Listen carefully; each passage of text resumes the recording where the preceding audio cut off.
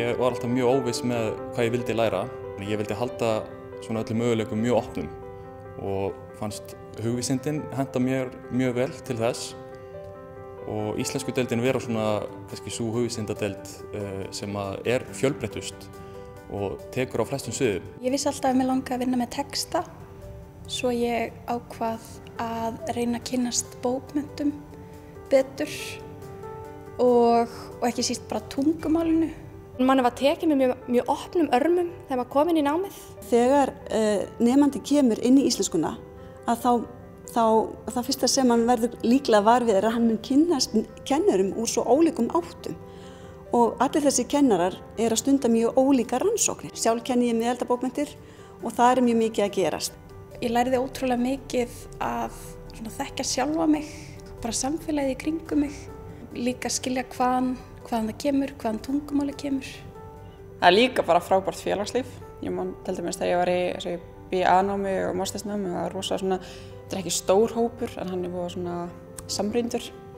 Að lesa bókmenntir, það er svona eitthvað fyrir þá sem að hafa áhuga á mannlegu eðli og mannlegu samskiptum. Það er ótrúlega fjölbreytt, þú verður aldrei leiður á því. Svo veltum við fyrir okkur, hvernig er fólk að nota bókmenntir fyrir alda? Hvernig er fólk að nota arfinn okkar?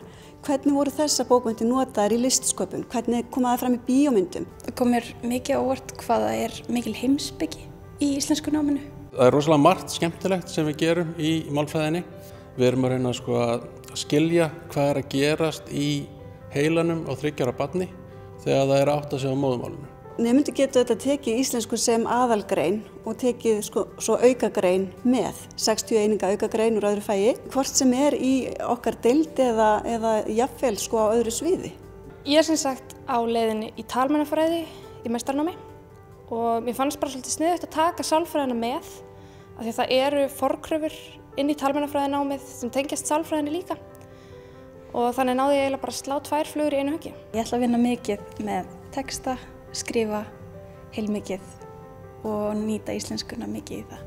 Ég er náttúrulega starfandi blaðamaður eins og þannig að námið hefur nýst mér hingað til mjög mikið í því. Bara að vinna með allan texta og kannski sérstaklega að greina texta. Það eru íslenskufræðingar út allt í samfélaginu okkar. Það eru íslenskufræðingar sem eru stjórnmálamenn, kennarar, talmeinafræðingar, vísindafólk. Nú sum af þeim sem útskrifast fara í máltækni og eru þá að vinna í þessu að þróa lausnir sem hjálpa tölvum að skilja íslensku og vinna með hana. Þannig að það er eiginlega eitthvað fyrir alla innan íslenskunnar. Bara fyrir þá sem hafa mikinn áhuga á menningu, bókmyndum, sögu landsins. Líka fyrir þá náttúrulega sem eru kannski ekki með íslensku sem móðurmáli. Íslenskan er bara fyrir alla og ekki bara fyrir Íslendinga.